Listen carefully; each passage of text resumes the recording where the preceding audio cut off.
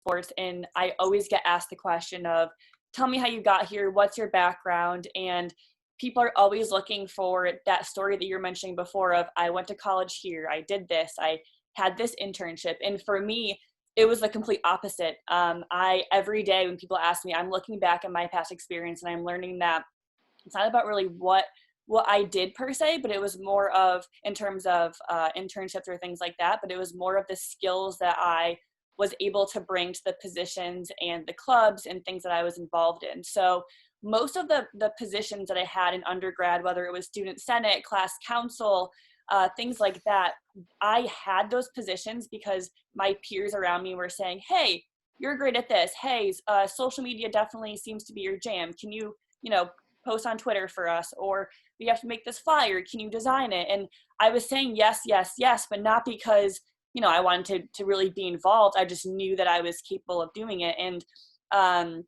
looking back now, a lot of those things I would have never done or put myself in that position if it wasn't for those people that had that confidence in me to play these roles or do these things. So that's really kind of, I guess, the background of how I got through to what I did. I went into college undecided. I had no idea. I was like, I have no skills. I'm good at nothing. I'm kind of average at everything. I'm like, how do I figure out what to do?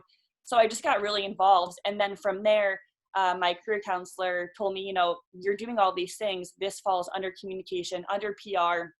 Let's make this your major. So that's what I did. I loved my classes. It never felt like school. And then I graduated, and my first job was with the Alzheimer's Association Connecticut chapter here in Southington.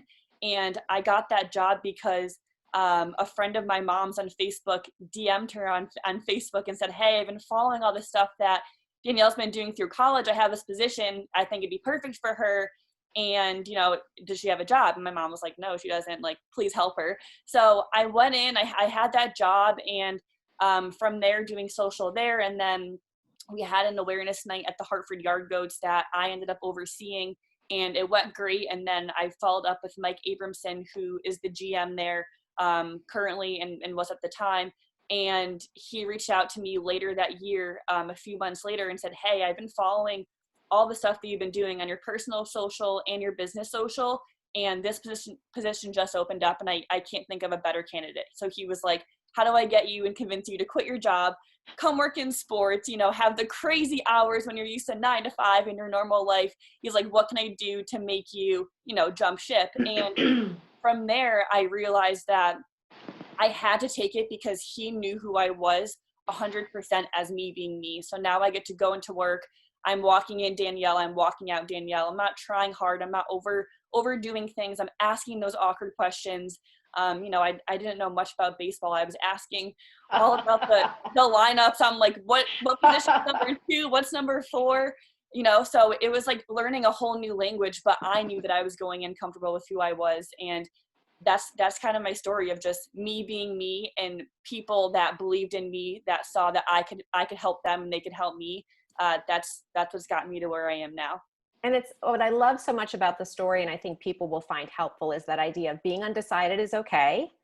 Taking stock of skills. When people tell you that you're good at something, kind of seeing the value in yourself that they see in you, having that person to champion you. And also, as we even brought up in chat when we were looking at my little quiz, the power of connections, whether it's a family member, your network starts with people who know you well. So no shame in getting that first job through a colleague of your mom's, and then through that work experience, your network grew and it led to this next job. So it leads me to a question about networking. And Mitchell, I want to go to you next, because you told me a really interesting story about when you launched your company and you were really just trying to make some new connections. You were out in Silicon Valley and you were just meeting with people. And from a chance meeting with some people out there, you wound up getting in with some of the biggest companies out there. Can you talk us through the launch of your company and the power of networking and building your business? Yes. So, first off, kudos to Danielle. What an amazing story. I love that. I'm like over here, like, yes, but let me calm down. I gotta talk. So I took a trip out to Silicon Valley, spent a day at Stanford. It was just out there as a student to learn. At the time, I had just left ESPN back in 2017, and I had been working on Interns to Pros on the side for nearly a decade. and I left to go full time. And so I went out there just to learn, network. I went to some seminars, some events, and just giving them my authentic story led to me saying, hey, I love the mission of Interns to Pros. How I want you to meet this person at Google. Hey, I want you to meet this person at Facebook. Hey, I used to my roommate works for Apple. They're trying to do a better job with their internship programs. You guys need to connect. And from there, that's how everything went down. And so, but what I hadn't realized was over the course of my career, I mean, even it really started in high school, I learned the power of connecting with people in a very authentic way. And so whether it's reaching out to potential mentors, whether it's just saying happy birthday, whether it's, hey, you got a promotion, salute to you. I found ways to not only connect with people, but to keep the connection strong. So I know people from when I was 16 years old in the business, and we've stayed in touch, family, work, all type of things, and they're on the journey with you as you're on the journey with them. And so just being really, really authentic and just keeping that connection strong throughout. And I want to follow up with that, with your advice to students on making those connections when they don't yet feel they have something of value to offer. How do you encourage them to expand their network and create those connections in a way that they feel they're bringing value to that relationship as well? Yeah, so I'm gonna tell you exactly what I did. And so growing up in Chicago, I wanted to be like Michael Jordan. Everyone wanted to be like Mike, but I'm only 5'6". Okay, I wasn't gonna be like Mike. So I said, let me be the Black Bob Costas, right? The greatest of all time. And so I would have watched the late local news religiously, the sportscast section of it. One day I reach out via phone call, look up the yellow pages. I know Danielle is you probably know what the yellow page is, but most of the folks on the call. But I looked up CBS Chicago. I left them a message that, hey, my name is Mitchell. I'm a sophomore in high school. I would love to spend 15 minutes with you just to pick your brain because I want to do what you do when I'm your age. He calls me back, invites me down to the station. He says, was that fun? I'm like, yes, it was amazing. He said, come down once a month. I'm 15 years old. And so I had essentially an unofficial internship by being proactive. And then it started as an informational interview and then led to, he was my greatest mentor. And so I said, hey, this informational interview thing is how I could build my network. And so that's what I did. And I still do it today. And so just reaching out, if you're a student, do not be intimidated. People are much more giving than you think. I mean, CEOs, VPs, people who are just starting out, just go in with the posture of wanting to learn, not trying to ask for a job. Just say, hey, I would love to learn more about what you do and your story. Let them do 95% of the talking. Take notes. Always send a follow-up thank you email. Always send a handwritten thank you note. And let me tell you, like, it will work every time. I'm telling you. And so always be an ongoing learner. Yeah, that's great. First of all, I love the story and I love the tips you have in there. And I know we'll be giving more tips and strategies throughout the call today, particularly at the end, and then we'll answer some questions as well if people specifically have questions about how they can feel comfortable doing that. But it's interesting to me that Danielle, both your story about having someone champion you and Mitchell, your story about creating a network brings me to Kelly, because Kelly, you've created this great network of thousands of UCONN alumni, and you have been, I know for many of them, their biggest champion.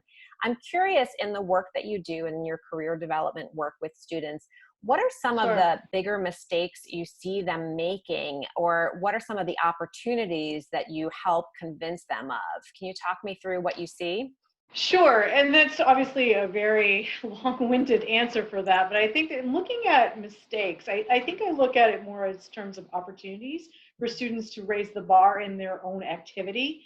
So I don't think there's necessarily mistakes. I'm hearing all these synergies between what Danielle is talking about with being yourself and the world needs you out there, and then Mitchell's talking about connecting with people. And I think that sort of fear-based activity that people get into, that they feel that they are not good enough, or that they cannot speak on their own behalf. And that's something that is one of the things that really gets in the way of students in terms of what you're talking about, mistakes. So I think when I'm, as you know, we designed a class that is an entire semester. So I think when I'm opening up the semester, I'm saying that you need to create a space, a strategic plan. That possibility is going to happen. So there's going to be things that are going to be included in that. One is going to be that confidence factor. So the stories that you tell yourself. So, say you're a recent grad and you hear on the news that the job opportunities are really low for recent grads, or there's a lot of unemployment. The stories you tell yourself are going to make you unconfident. They're not going to make you confident to go out there and talk with people. They're not going to make you confident to apply for a position that may look a little higher than what you're thinking. So you want to make sure you're watching that confidence level. Companies know exactly where you are in your life. They are fully ready for you to be that professional. And I always say, as I know I have some of my students on the line here, they always hear me say, ease of business for them to hire you is to see you as an equal professional. Okay? So there's going to be other things like knowing your strengths. So taking that time to sort of take some quizzes, understand what Danielle did, which is talk to other people, take a inventory of what you've done in the past and see those common threads. But most importantly, you have to showcase that your passion has impact in the workplace. Because I think the young professional often gets caught up in saying, I'm passionate about sports, or I'm passionate about finance. The reason cannot be because you are a finance major or because you're a sports management major. The reason has to be because what you have to offer is needed in the workplace. And it is.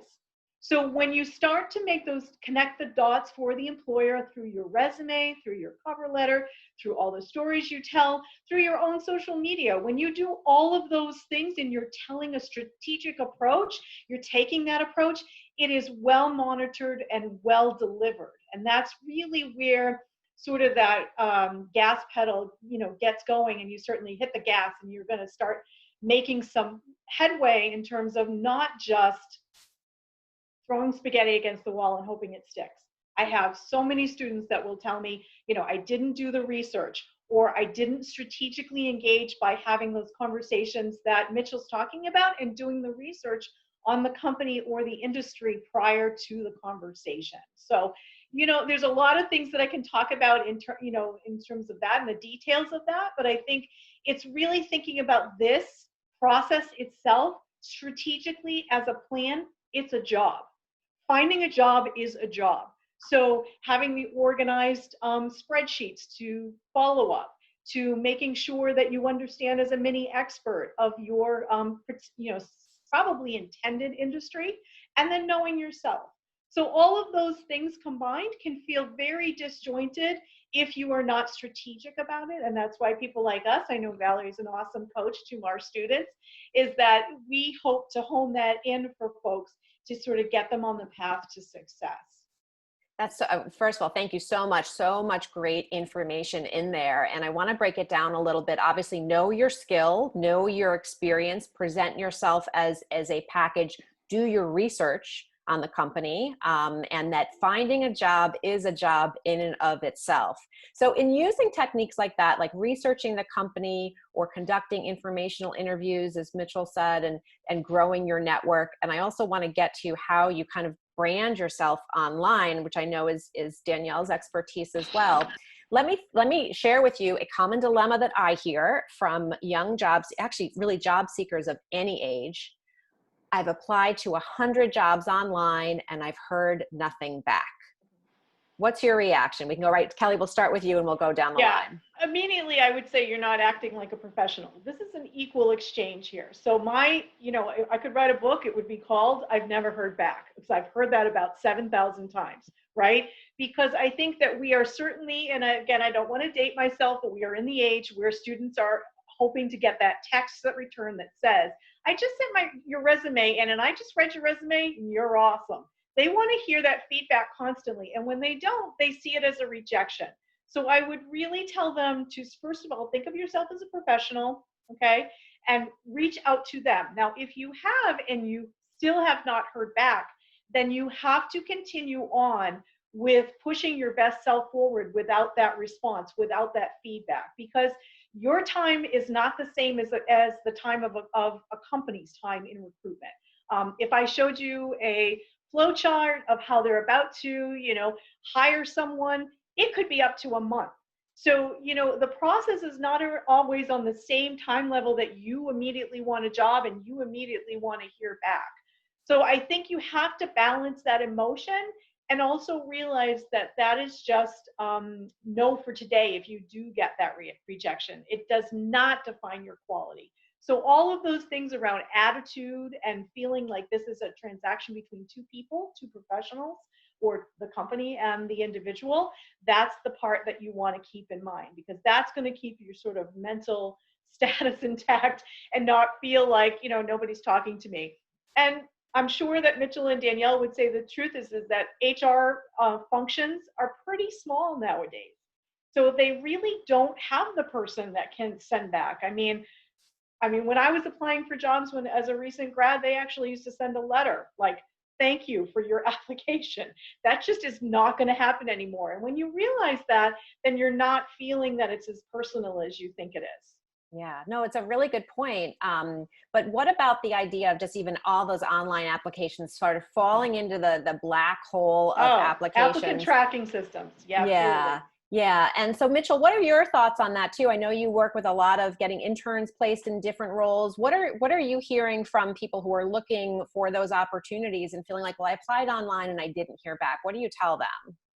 Well, to echo what Kelly said, I think you really have to learn how to master the art of resilience and perseverance. And for me, I sent probably over 250 without hearing anything. But it only takes one yes. That's it, just one. And so you have to really stay grounded in not taking it personal, being resilient no matter what, in that really it only takes one opportunity to break it wide open. And like you said, I work with a lot of recruiters all over the country, and they are hounded and busy, and they're doing a lot. So don't take it personal. Like I said, once you get that one opportunity, you'll be set. Mm-hmm. And Danielle, what are your thoughts on that? And also, maybe talk us through a little bit about building your professional brand online. All four of us are very active on LinkedIn. I see you guys there all the time. I don't know if Danielle, if that was something you used prior to, when you were in college, but talk to me about building a professional brand as an addition to your job search portfolio. How might someone use that?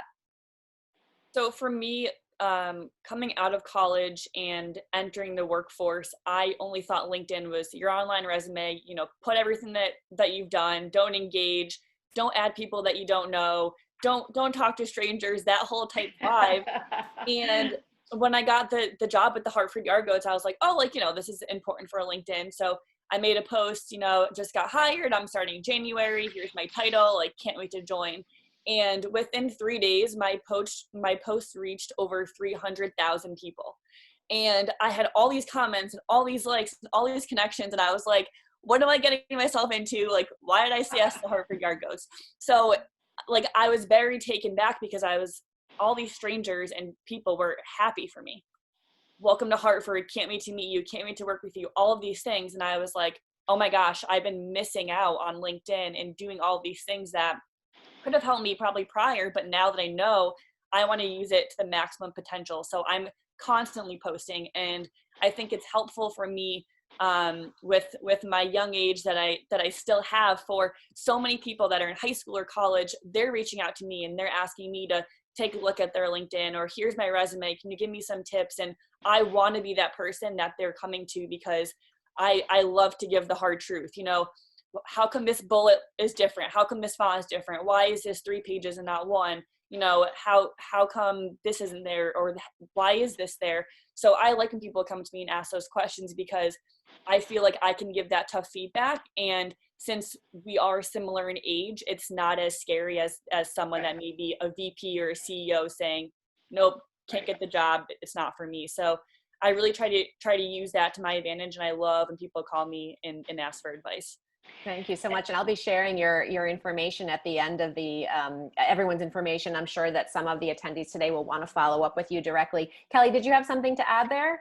I did. I was thinking about Danielle talking about her age, which is a really, really good thing. I think that when I encourage my current students to reach out to alums, I always say stay between the 3 to 5 year out range, because they have a better understanding of what the recruitment process is, and also what's happening right now in their company in terms of entry level hiring. So I think they can be very approachable. So as you know, we have folks on here that have alumni groups, things that they can join on LinkedIn. Those are great ways to do what Mitchell was talking about, which is informational interviews, which, as far as I'm concerned, they are the best tool that you can absolutely use through this whole process, because knowing more about the industry, you know, let's just say I'm not too familiar with the sports industry.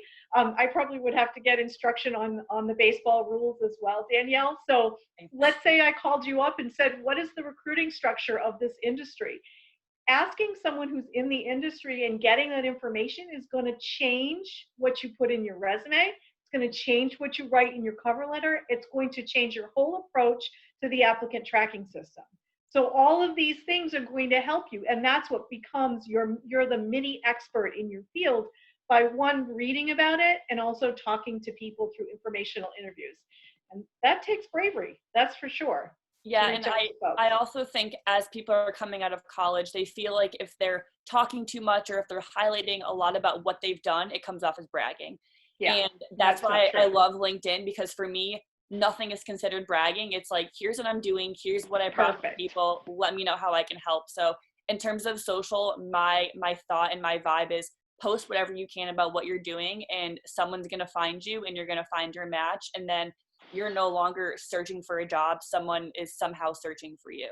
That's so great. And I want to jump from that. Oh, sorry. Okay. I want to jump from that into, because we're giving, I think, some great job search tools and techniques and the whole process of it. But launching off of what Danielle just said of using LinkedIn as a way to kind of tell your story, whatever platform you want to talk about, whether it's social media, whether it's a networking event, an informational interview, or an actual interview, what advice do you have, the three of you have, for helping someone figure out what is my story and how do I tell it? In other words, how do I stand out from the hundreds of other candidates also interested in this role? How do I tell a standout story?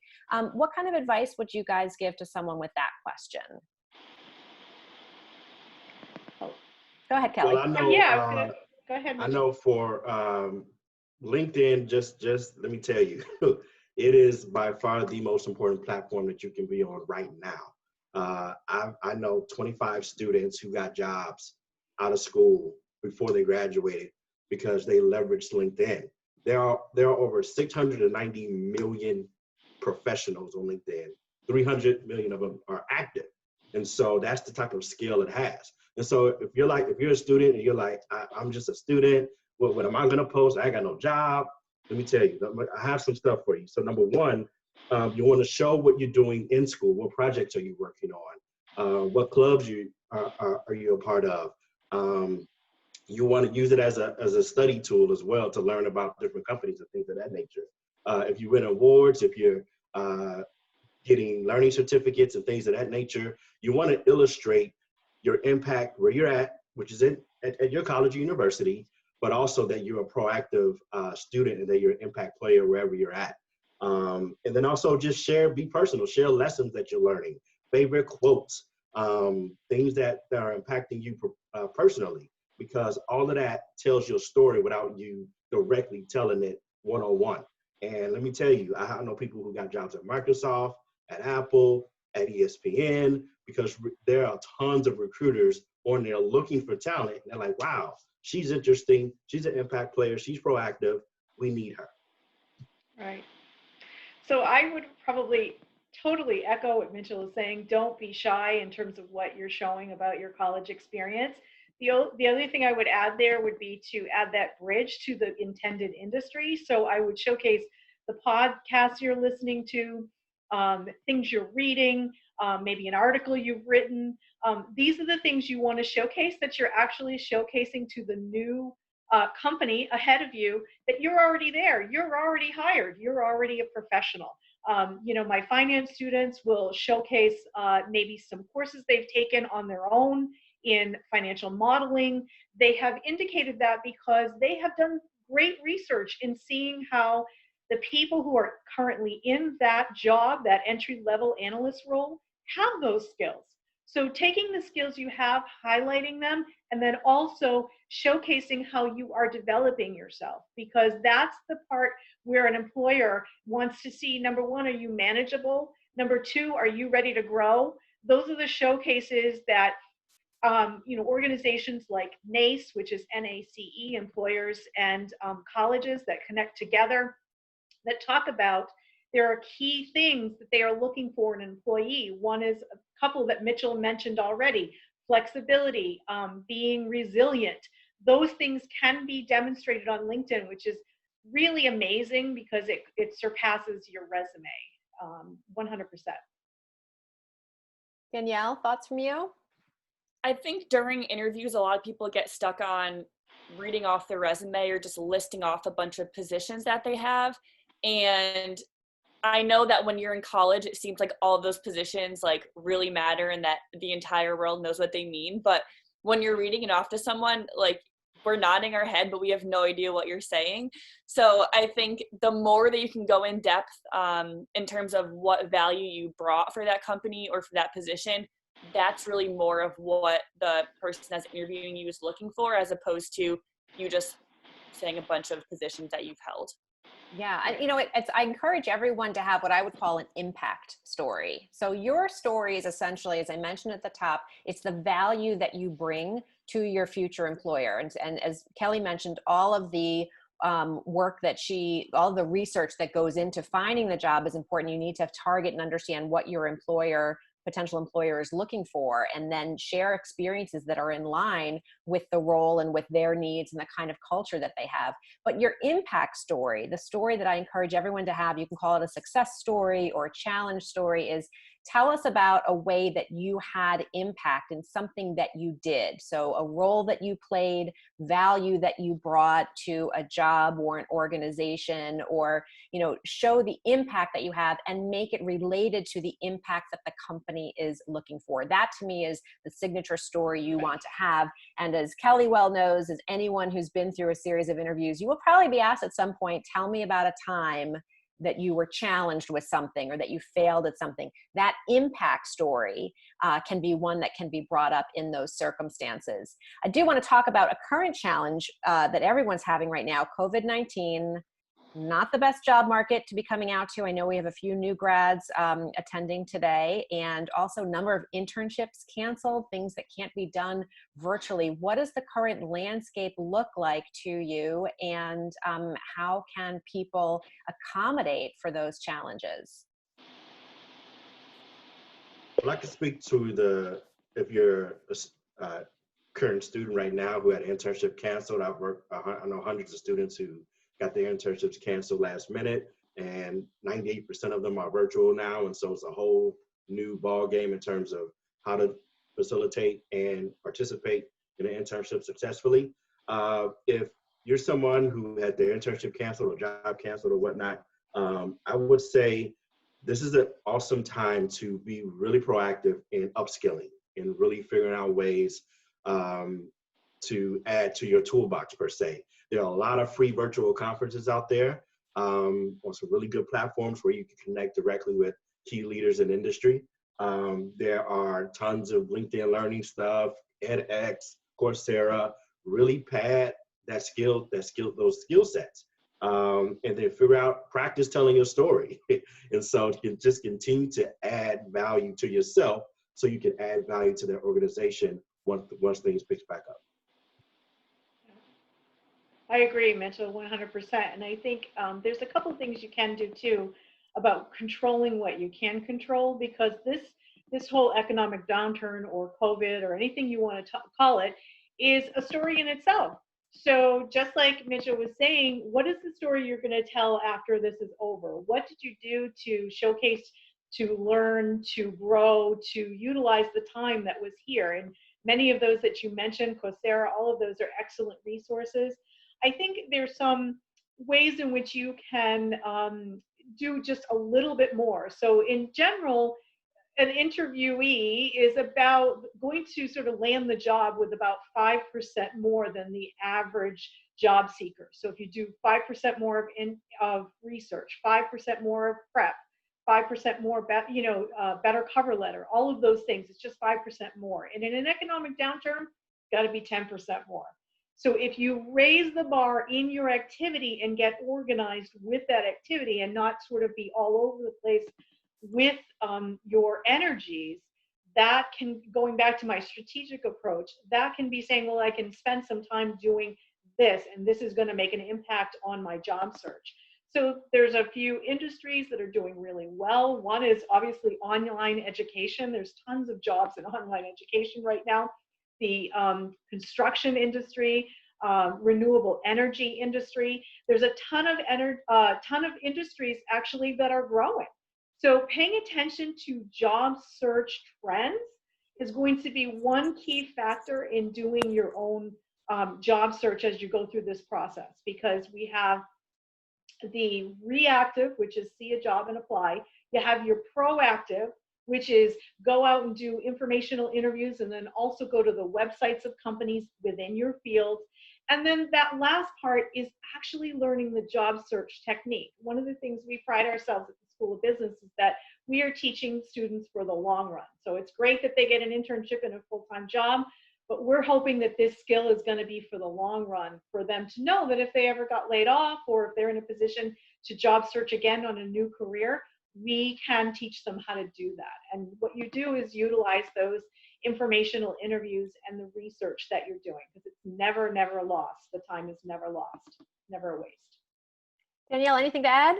Yeah, going off of that, I think a lot of us are forgetting that, like, we're all human and all of us are being affected by COVID-19. We're all stuck inside and we're all not doing our typical social things. And for me, with working at the Hartford Yard Goats, I'm used to meeting thousands of new people every other day. So what I've been doing is people that have been reaching out to me and asking to hop on a Zoom call, I'm always saying yes. And it's helping me, I think, just as much as it's helping them, because I'm reminding myself why I'm doing my job, why I'm home by myself, why I keep going and doing all these things. But also for them, it's giving them that hope and giving them that connectedness that they might not have had otherwise. And I think that LinkedIn is awesome and huge. And going back to kind of what Mitchell was saying, LinkedIn has so many different kinds of people, the CEOs, the vice presidents, the presidents. You literally have access to all of these top-notch people that you think, might not give you the time of day. And right now they kind of want you to talk to them and reach out because they want to talk about what they're doing and how they got to where they are. So I think that right now is huge, whether you're looking for a new job or just looking to talk about the network and the industry. Go for it, because people are willing to talk and share their story. Absolutely, Danielle. Absolutely. Yeah. I think when you help people help you, I think that can be also very rewarding, because I think when you've done the research, let's say they were going to reach out to you to make a call. Let's make sure that they have done a little research on the Yard Goats. They've checked the website. They've done a few things to look at your background. When they have a better high-level conversation than, hi, Danielle, do you like your job? Those open-ended questions lead nowhere, and they don't gain the credibility of the other person like yourself. When you talk to a really positive, very researched student on the other end, what are you going to do? You're going to refer them to somebody else. So that should be your goal in that informational interview, is to get to the next person, because people will help you, but you have to gain their credibility. You have to feel that they're going to represent them. Obviously, Danielle, you're not going to send someone to your boss if you didn't feel that call went well, right? So there's a test there. So I think that's an awesome invitation that you're putting out there. Absolutely. So helpful. I want to encourage everyone, if you have a question in the 10 or 15 minutes we have left, go ahead, put it in chat. and we'll be sure to bring it up to the group. I do want to ask, because each of you has or had a side gig. Mitchell, for you, it became a full-time gig, but you said you started Interns to Pros years before you actually launched it as a full-time company. Danielle, you launched a side gig this year as well. Kelly, I know you do a lot of coaching in addition to the work at UCONN. Talk to me about the importance, maybe, of a side gig or volunteerism or having something in addition to a corporate role or while you're looking for a corporate role. And Danielle, I'd like to start with you. Why, you're so busy as it is managing all the social accounts for the team, why did you decide to start Chilinski Media? Yeah, a lot of people think I'm crazy that I'm doing this on top of the Argo stuff, but for as long as I can remember, I've always really been a go-to for family, friends, and things like that to just help people with their social media or small marketing things. So last year with the Yard Goats and it being my first season with them, my first season in the sports industry, my time was slammed with just that. So once the off season hit, I was like, I want to get back into kind of my jam, which is doing the basic content and branding for companies that want it but don't know how to do it and don't have the time. So I finally made it official in January, and I launched it thinking I just had it there for when, I had extra time. And then COVID-19 happened, and baseball season's on hold, and now I'm home and I have all this extra free time, and I'm like, wow, this is perfect. Like, now I have a side gig, I'm and there's clients that now I can serve because people were closing and didn't know what to do. And I was able to reach out and say, hey, here's how I could help. Super affordable, super cheap, not a lot of time commitment on either of our end, but I want to help you stay afloat. So I got a ton of clients back starting in March that I'm still working with. And it's just been really awesome to be able to help them do that and just kind of keep them happy, but also it's filling my little side hustle excitement, and it's been really a great time, I think, on both ends. So congratulations on that. And as Mitchell knows, now tell us, Mitchell, you started Interns to Pros as a side gig and then it's decided to make it your full-time job. Talk us through that process. Yeah, so it was kind of on accident, but I feel called to this. So what happened, in lieu of me trying to get into the sports media field, I knew I had to do a ton of internships. And so what I did was, I think I did like 6 or 7 internships. Don't advise that, but it was amazing. But what I saw was that a lot of students didn't know how to find internships or maximize them. And on the flip side, a lot of companies did not know how to fully have a robust internship program that was impactful for them as well. And so I was a sophomore in college, and I said, whenever I'm done with my sports career, I want to start something that helps students and those companies have a better internship ecosystem per se. And so did it on the side, was able to help hundreds of students over nearly a decade. And the importance of having a side hustle is this: you don't want to have all your eggs in one basket. So Danielle, case in point, just preached my message for me, because you never know what's going to happen. And so unfortunately, you heard of all of these big companies and small companies laying off thousands of people like that.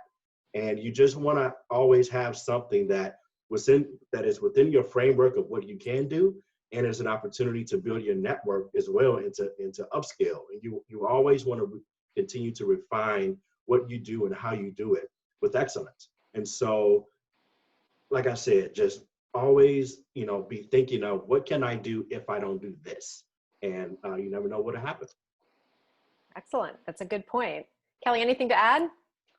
I think they've said it so well. I think the only thing for me to take on a side gig was really about the relationship building. I think for me, I look at the work that I do as a way to be credible and knowledgeable. So if I was to take on, I work for a company up in Boston where I coach higher level executives. And I started as a way to sort of raise the bar so that I could be of more resources to my young professionals. And then I knew that the relationships would be great. So for example, I had one gentleman, the CFO that I was working, we helped him land an amazing position in New York City. He was super happy with his new role. But then, he was the first person that I contacted for internships for my students at UCONN. So, relationships go full circle. And I think when there's a give and take there, and sometimes I think when you're a young professional, you always feel like you're almost pulling money out of the ATM and you're not depositing anything. But just know that the people you're about to talk to, like a Danielle out there, really need to be talking to you, because quite frankly, they could end up being, you could be their boss. These young professionals, you just don't know how fast you're going to grow within an organization. And it would be in Danielle's and Mitchell's best interest, and myself, to know the up and coming young professionals, because the world needs you. You're out there. The world needs you and what you have to offer if you're able to communicate it well and articulate it well. I'm looking to see if there's any questions coming in on chat. We have a few minutes left. Feel free to put any specific questions you have. You can direct them to one of our panelists or to all. I will continue because I have no shortage of questions. I know we have people who, and I will continue to look for chat if anyone has questions they want to send in. I know we do have some attendees who are not currently college students or new graduates. They are young professionals who might find that their current experience is not really doing it for them. So maybe they're a few years into the career they thought they wanted, or that first job or that second job, and they want to pivot or just find something more meaningful. How do you take experiences that you've had and create them and use them as a way to pivot into something new? What kind of advice would you offer to someone a few years into their career who's not sure that they're doing what they're most meant to do? Kelly, why don't you start? Sure. I think that actually you have a heads up because you've been in the workplace. So I think that that's a really good place to start, actually. You often feel like you're 10 steps back, but you're actually 5 steps forward. So I think I would advise the person to sort of really analyze the projects they've taken on at work, the type of work environment, the impact they want to make. I mean, it's really important for them to ask the question, why do they do what they do? And what are the skills that they do to make it happen? Because if you said to me, perhaps, that I was going to do financial modeling in my next job, I might tell you no. I think that there are portions of my job right now where I'm doing a budget and I'm doing that, but I'm not necessarily loving that.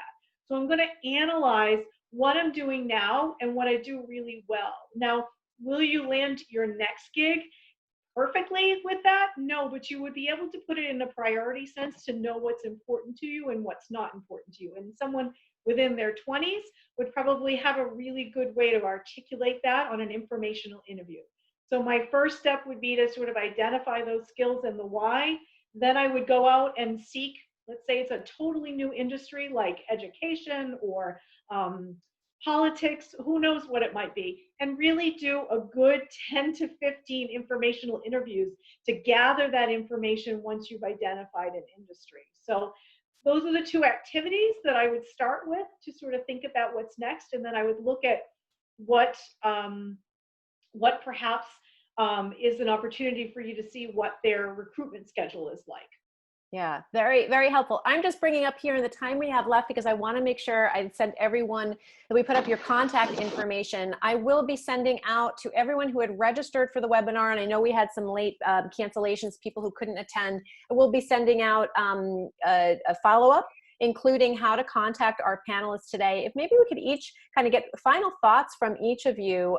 Just what do you want to leave our attendees with? What should they know about their job or internship search, or believing in their own story? And then if you could also just perhaps talk through the best ways to stay in touch with you and where they can follow you on social media. Danielle, let's start with you. Sure. I think the biggest thing is just being confident in who you are and what value you bring.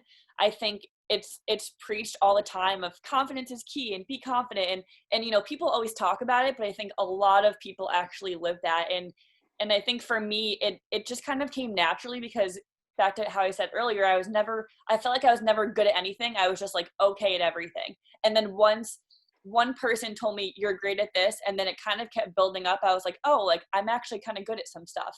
And I think that that's what people have to figure out is what are you good at? What are your strengths and what are your weaknesses?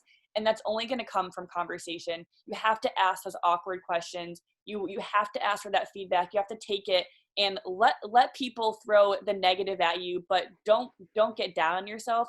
figure out how you can switch that and how you can leverage your strengths as opposed to your weaknesses. But anyway, I'm here to talk forever. I can talk all day, but my Instagram's here, Twitter, LinkedIn. My Instagram personal handle is also just at Danielle Chilinsky, so feel free to follow me there as well. But I'm on my phone 24/7. I won't share my screen time with you, but I'll answer your messages. But thanks for having me again. Thank you, Danielle. Really appreciate it. And she is a maven at social media. You really understand. I love following you on LinkedIn, and I know that you're equally available on all the platforms. So definitely encourage you to follow Danielle, see what she's doing, and check out the work that she's doing on Chilinsky Media as well, because she understands how to help people with content creation. Mitchell, talk us through what advice you're giving your interns and companies on how to use interns, and also what advice do you have for our attendees today? Yeah, so just quickly, thank you again so much. This was so much fun. I was having a conversation with one of the senior Tesla recruiters, and I'm getting this on and on and on. It's don't estimate the transferable skills. Here's what they're looking for. Someone who is proactive in learning, your ability to collaborate, illustrate your impact like we've been talking about before. And here's something that I thought was really cool that the recruiter at Facebook uses. Here's what you put on your resume. Accomplished X as measured by Y by doing Z. Again, that's accomplished X as measured by Y by doing Z. If you do that, that'll illustrate your impact really quickly on a resume. And then also anything that showcases your ability to lead. People are looking for leaders. First to lead themselves, right? And then lead others. And so if you do those things, regardless of what industry you're in, they want to talk to you. So keep doing that. But yeah, follow me on LinkedIn. I would love to connect with you all. And thank you so much for your time. Thank you. And you can check out Mitchell's website, interns2pros.com. Kelly, you have such a wealth of knowledge. Any final thoughts for our attendees today? Well, thank you so much. And I think that my other presenters here did a wonderful job in sharing what I would have shared as well. I think for me, I want to tell the folks that are listening that you are exactly where you need to be. And I think that sometimes your path has to be walked before you figure out what it is you want to do. So I think that what I've seen with my students is that they want all the conditions to be perfect before they sort of jump in to that role.